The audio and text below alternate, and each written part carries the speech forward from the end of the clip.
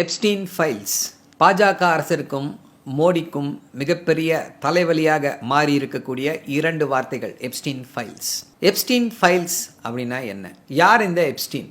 Jeffrey Epstein அப்படின்றவர் அமெரிக்காவில் இருக்கக்கூடிய ஒரு தொழிலதிபர். இவருடைய வேலை என்னவாக இருந்தது அப்படின்னா, இளம் பெண்களை எப்படியாவது நட்பாக்கி அவர்களை அவருடைய அரசியல் நண்பர்களுக்கும் பெரிய தொழிலதிபர்களுக்கும் இரையாக்குவது. இதைத்தான் அவருடைய முழு நேர வேலையாக செய்து கொண்டிருந்தார். இதற்காக 2 தீவுகளை கரிபியன் பக்கத்தில் வாங்கி வச்சிருந்தாரு.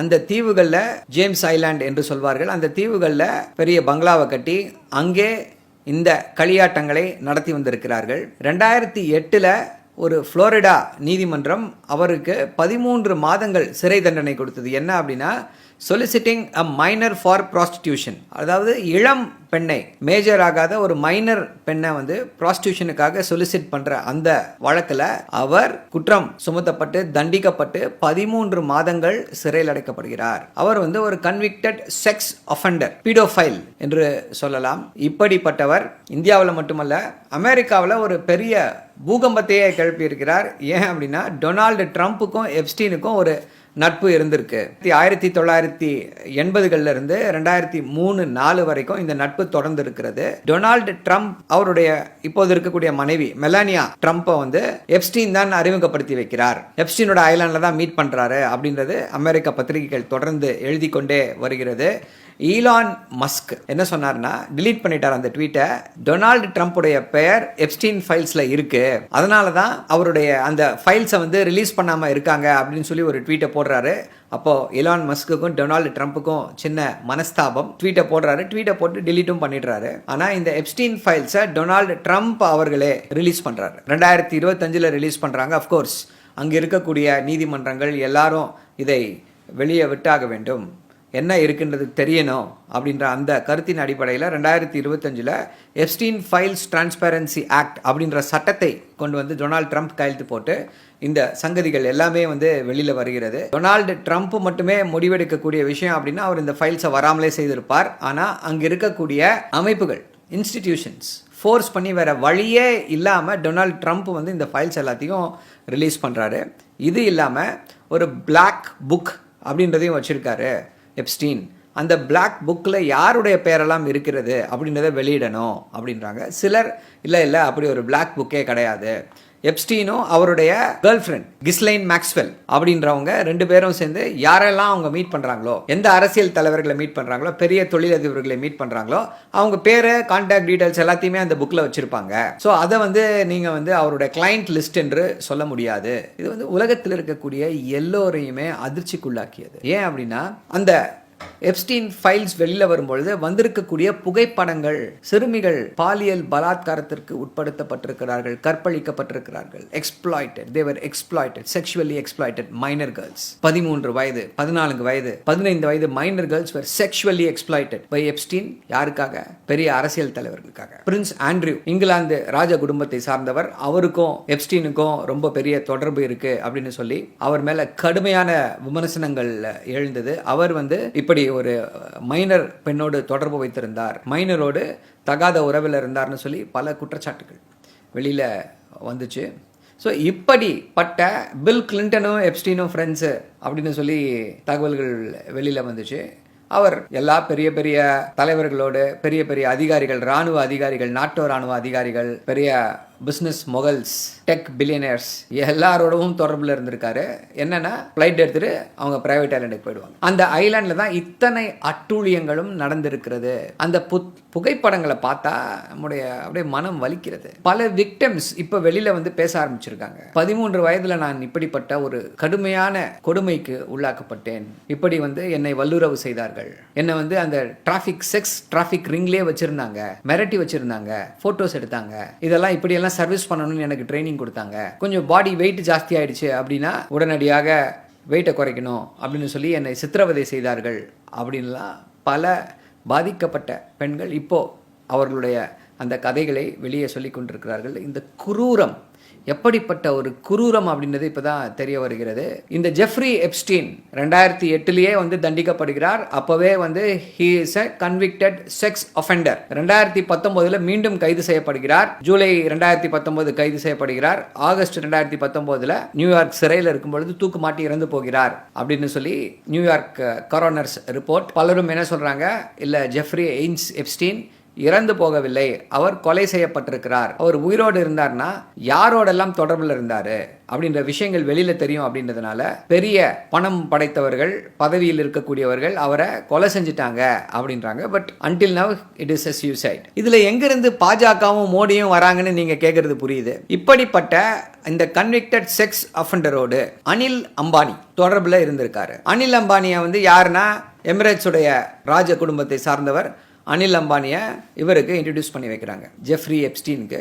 அதிலிருந்து அனில் அம்பானி தொடர்ந்து ஒரு நல்ல டச்சில் இருந்து கொண்டு வருகிறார். 2017 ஐ ஹாவ் எக்ஸ்க்ளூசிவ் ஆக்சஸ் இந்தியாவுடைய தலைமை மோடி கிட்ட இருக்கு.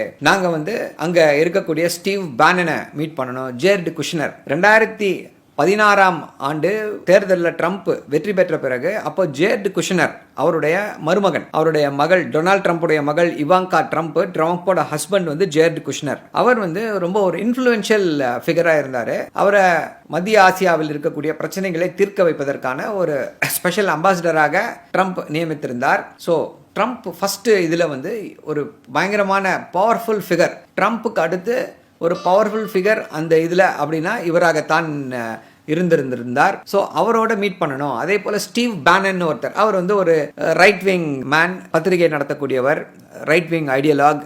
அவர் தான் வந்து ட்ரம்ப்பை அந்த மாகா என்று சொல்லக்கூடிய மேக் அமெரிக்கா கிரேட் அகெயின் அப்படின்ற அந்த ஒரு இதெல்லாம் காயின் பண்ணவர், ரைட் விங்கை ஃபுல்லாக ட்ரம்ப் பக்கமாக திருப்பியவர் அவர் தான் அப்படின்ற அந்த பெருமைக்குரியவர். ஸோ அவங்க ரெண்டு பேரையும் மீட் பண்ணுறதுக்கு ஜெஃப்ரி எப்ஸ்டீன் கிட்ட எப்படி மீட் பண்ணுறது ஏற்பாடு பண்ணுங்கள்னு சொல்லி அனில் அம்பானி சொல்கிறார். அதோடு மட்டுமல்ல, திரு அனில் அம்பானி வந்து $65 மில்லியன் கடனுக்கு உள்ளாகிறார். எரிக்சனுக்கு பே பண்ணணும், அவங்களுடைய அந்த டெலிகம்யூனிகேஷன்ஸ் கம்பெனி.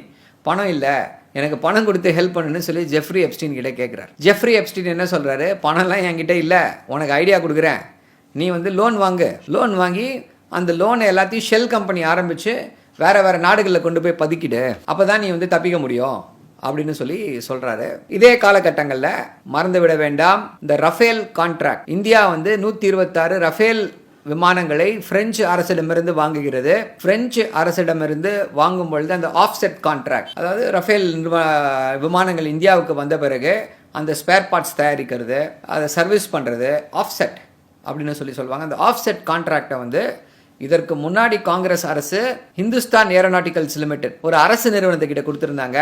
ஆனா பாஜக அரசு அதை வந்து அனில் அம்பானியுடைய நிறுவனத்திற்கு கொடுத்தது. அனில் அம்பானிக்கும் ஏர்கிராஃப்ட் அசம்பிளிக்கும் என்னங்க சம்பந்தம் அப்படின்னா, அமாவாசைக்கும் அப்துல் காதருக்கும் என்ன சம்பந்தமோ அதே சம்பந்தம் தான். ஆனாலும் அனில் அம்பானிக்கு அந்த கான்ட்ராக்ட் கொடுக்கப்பட்டது. அனில் அம்பானி வந்து எப்படின்னா இந்த பாஜக அரசுக்கு ஒரு கோல்டன் பாய், மோடி அவர்கள்கிட்ட டைரக்டா பேசக்கூடிய அந்த உரிமையை பெற்றிருக்கக்கூடியவர். ஸோ இந்த அடிப்படையில் இப்படி நடக்குது.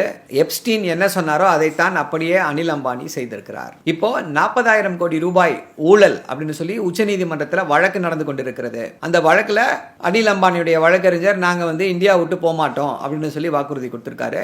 அனில் அம்பானியுடைய நிறுவனத்தின் எக்ஸிகியூட்டிவ், ஒரு சீஃப் எக்ஸிகியூட்டிவ் ஆஃபீஸர் அரெஸ்ட் பண்ணியிருக்காங்க அமலாக்கத்துறை. 40,000 கோடி ரூபாய் ஏமாற்றி இருக்கிறார்கள் அப்படின்னு சொல்லி. எப்ஸ்டீன் என்ன ஐடியா கொடுக்குறாரு, கடன் வாங்கி பிஸ்னஸில் பண்ணாத ஷெல் கம்பெனிஸ் ஆரம்பித்து வெளிநாட்டுக்கு அமைச்சிரு. அந்த வழக்கு விசாரணையில் இருக்கிறது.